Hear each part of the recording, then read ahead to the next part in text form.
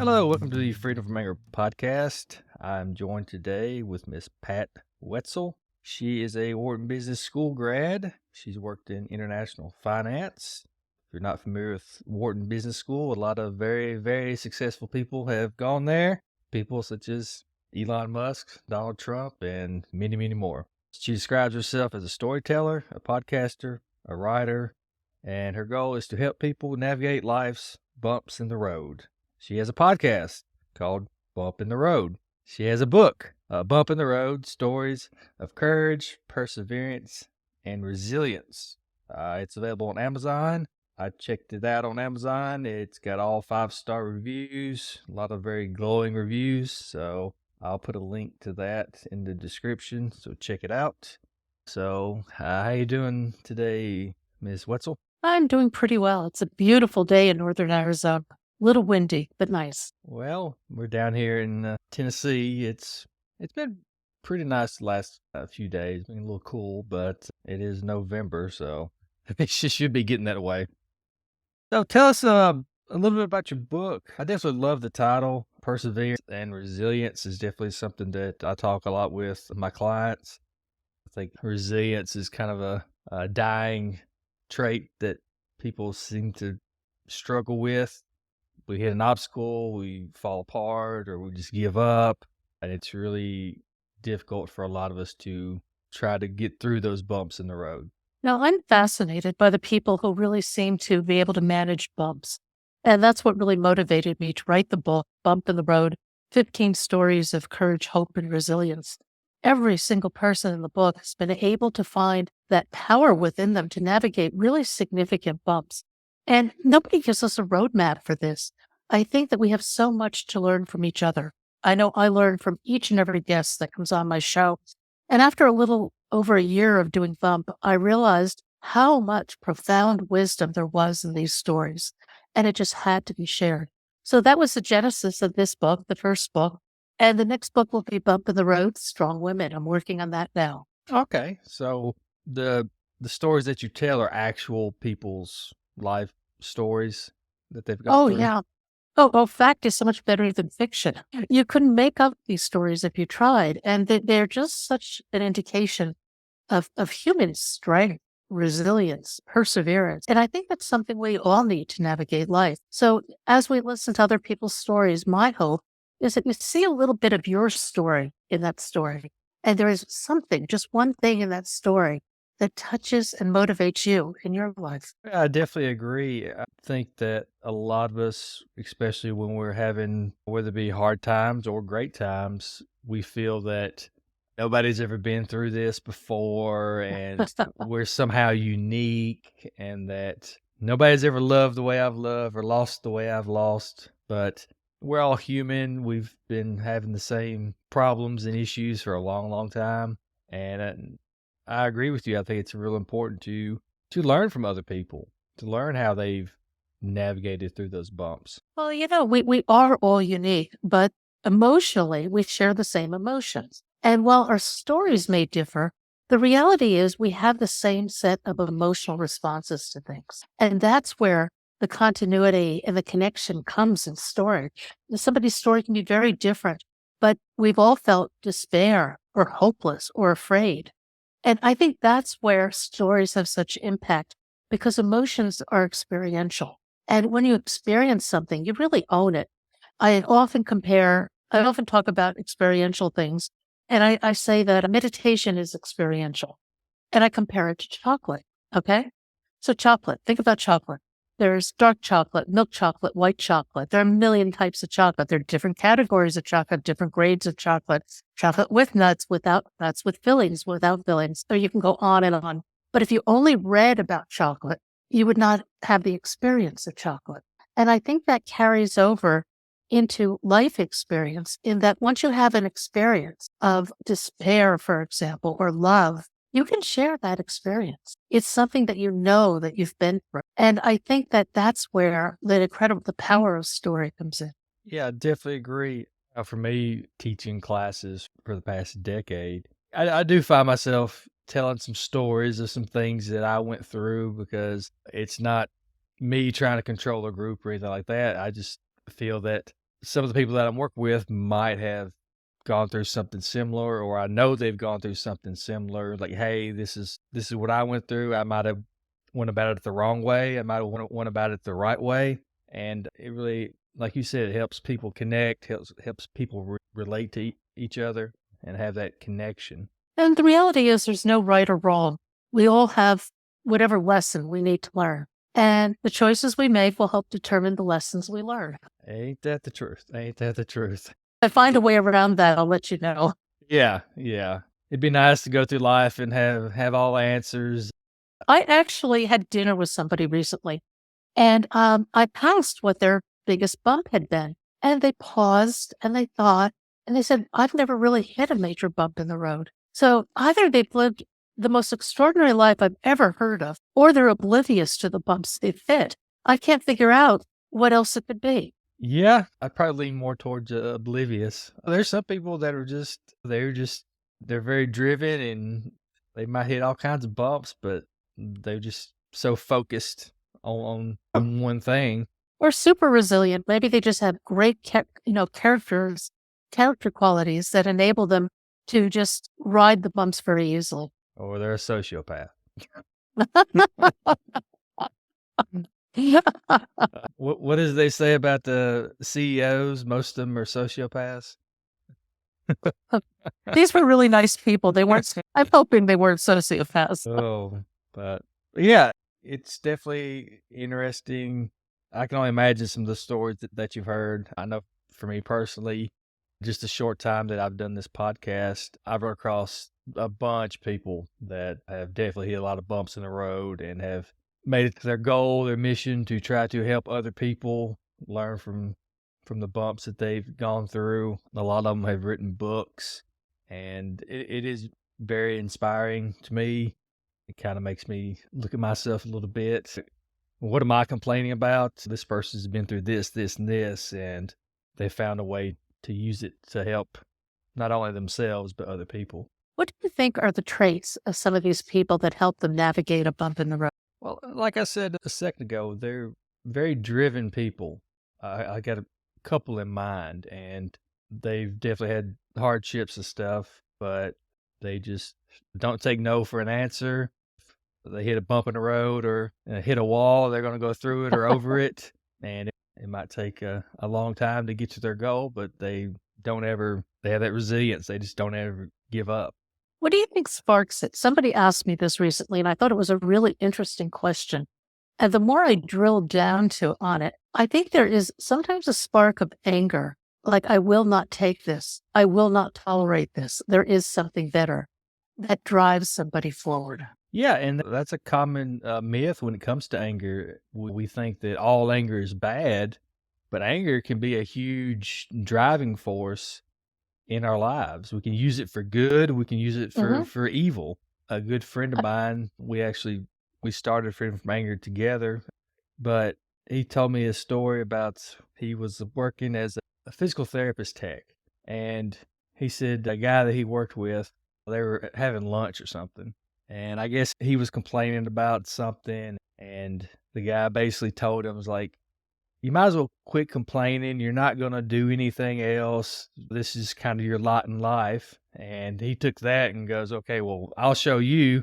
He went and got his master's degree in counseling. See, and I think anger, it can be an initiating point, but you can't live in anger. You have to let it go. I mean, it can introduce tremendous energy into an equation in a positive way, in terms of very positive personal growth. But then you have to set it aside because you cannot be driven by anger. It's ultimately an emotion that's going to come back and haunt you. Oh, yeah. Just the sheer stress it puts on your body. We don't really think about that. We think it's all in our head. But no, it just takes such a huge physical toll because it's that psychobiological makeup of our emotions. And anger, like I said, it can be really good for an initial kind of kick in the pants, but it's not designed for long term. No, I think long term, you need to tap into something greater and more positive and more self-rewarding. Yeah, I'm a huge believer in having goals, realistic goals. Unfortunately, a lot of us, we set goals that are a little, what do you want to say, fantasy more than reality. But setting goals for ourselves, having a carrot on the end of the stick can keep us motivated, keep us moving. And it's a balance between goals and life because life happens and it may take you off on a very unexpected tangent. And I don't know that there's any ultimate wisdom to know, is the tangent the way to go? Should I go back to my original goal?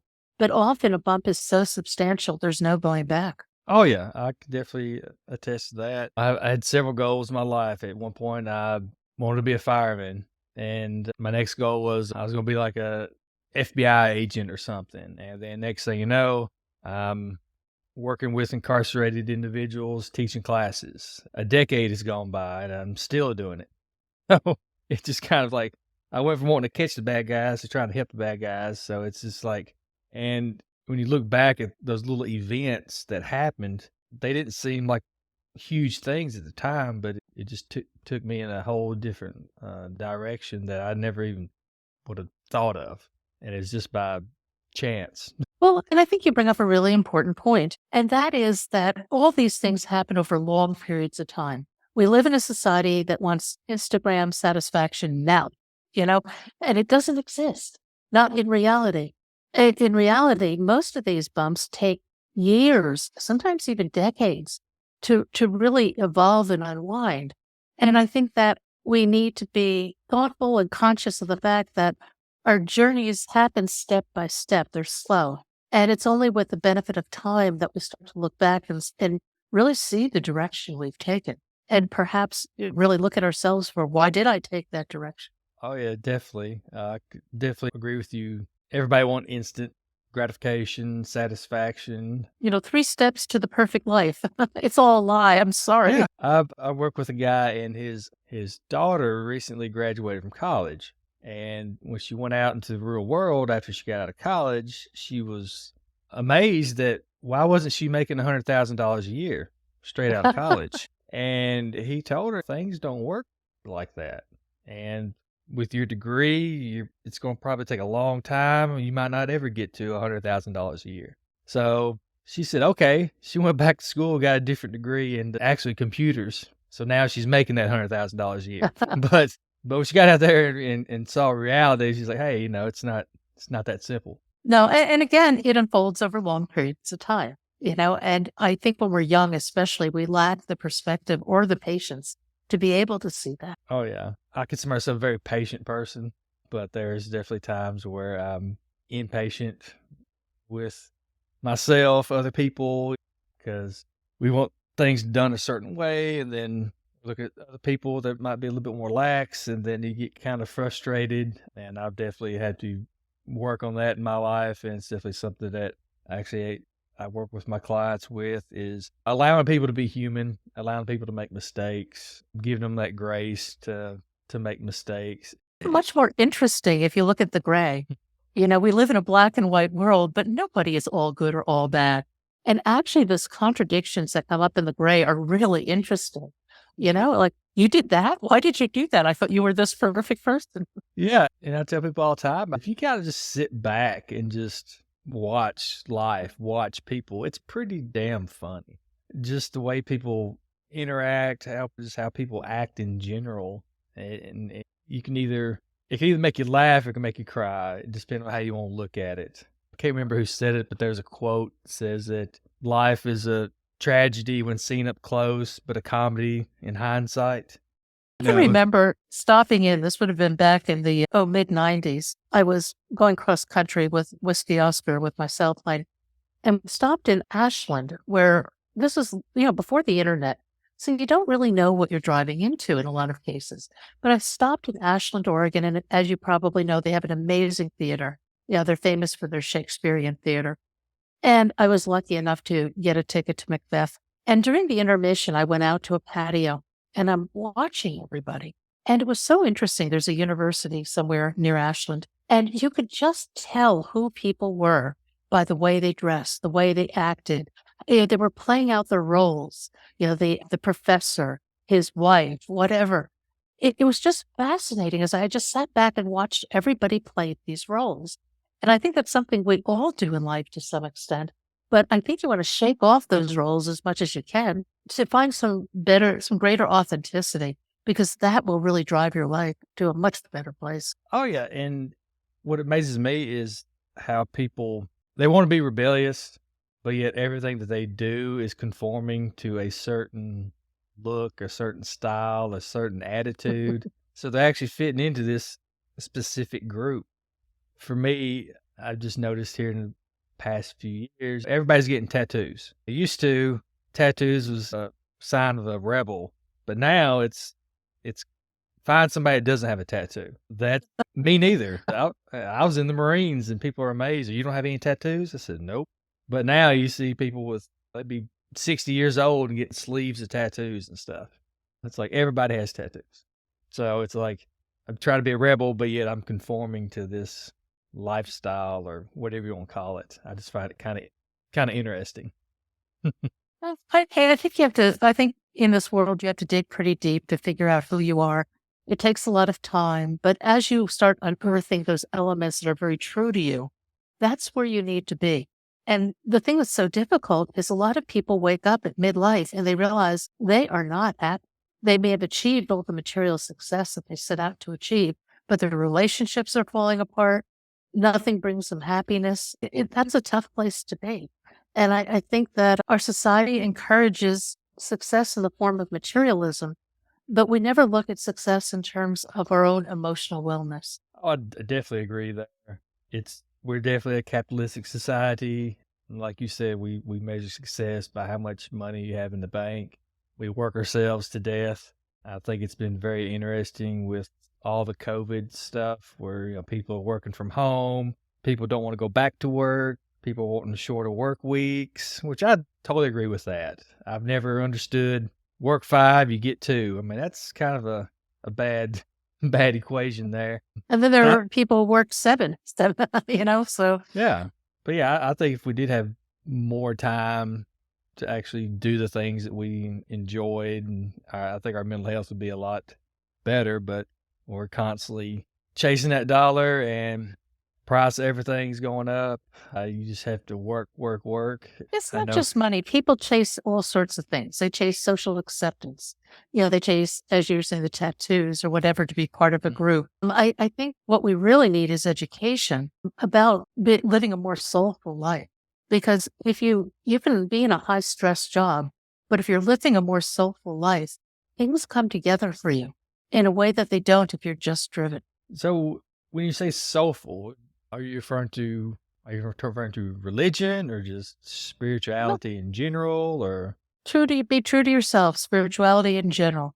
I would definitely agree that, like you said, a lot of us are chasing acceptance. That need for love and belonging it's always there. We like our groups, and a lot of people that I work with, they'll say, "Oh, I'm not a part of a group," or this, that, and other. I'm going, "Okay, what's your favorite football team? What's your favorite basketball team?" I was like, we're very tribal when it comes to our lives. Like this is my tribe. Like down here, we got the Titans, and we go there, we tailgate, we do all these things. Like, hey, that's your group of people, that's your flag, and we don't realize how we connect to these little groups, these little so-called tribes. And then they're like, oh, well, okay, yeah, I kind of get it. And I said, because you like being around those people. Y'all have something in common. You don't want to be around the people from the other tribe, the other team. It's kind of interesting. Yeah, I think everybody naturally searches for their tribe, but then on the other hand, tribes can become stale or you can outgrow them. And that's where it takes a lot of courage to step outside your comfort zone and make different choices where you are now. Oh, yeah, stepping outside that box, trying something new, something different. That's how a lot of people, when I work with somebody with alcohol and drug issues, one of the hardest part is leaving that group of so-called friends, and it becomes your identity. And that's one of the hardest things. You always say, change your people, places, and things, but it's way easier said than done. And hey, Hmm. I grew up with these people. Let's say we all smoke weed together. That's our identity. That's all we do when we're together. And to step away from that, you're probably going to lose some friends or all of them. Yep. And it's really hard to go out there and make new friends because it's so foreign to you, the idea of being sober and going to activities, whether it be football games or concerts or whatever. Like I said, new things scare us. I think part of the key to navigating life is to find comfort in discomfort, to be able to embrace new things. And it's not always easy. It's often a little bit awkward, but it's very doable. And I think it can become a bit of a habit, and it can be something as simple as eating something different, driving a different way, going to a different type of event. But if you keep introducing small incremental change or small incremental new experiences into your life, you become much more adept at handling that. I definitely agree. I do believe we are creatures of habit. And like you said, we go the same way to work every day. We stop Hmm. at the same place. We eat the same things. And really getting out there, experimenting, trying new things really does help us grow. And who knows, you might find a new passion, you might find a new tribe, you might find a new direction in life just by getting out there and trying something new. So when those bumps in the road happen, you can kind of keep on moving. You have to. You really don't have a choice. You do have a choice. But if you decide to stay put and stay in the status quo where you are, you will be missing the lesson. The lesson will reappear again and again in your life. That's just about guaranteed. But you just can't go back in time. You have to go forward. And while that seems so difficult, it's actually much more rewarding than trying to go back to a place that doesn't exist anymore. Yep. Unfortunately, we don't have a time machine. We can't go back, change anything. There's no silver DeLorean that can take us to the past or the future. We just got to learn from it and just keep moving forward. And with that, I think we're going to wrap it up. Any final things you want to put out there, Ms. Wetzel? Anything about your Yeah. book or upcoming book? Come on over to bumpintheroad.us. There are videos and pictures and great stories. We're on all the major podcast platforms. The book is on Amazon. But start at the website, bumpintheroad.us. It's really a tremendous resource for you. And the stories of my guests are amazing. I really invite you to come on over and listen in. All righty. Well, yeah, make sure to check that out. And I'll put that in the podcast description along with a link to your book. And please go on there, read some stories, and hopefully it inspires you and helps you along the way. And we'll wrap it up. Thank you for being a guest, Ms. Wetzel. Had a great time. Thank you. Sorry about all the technical difficulties. We finally got it figured out.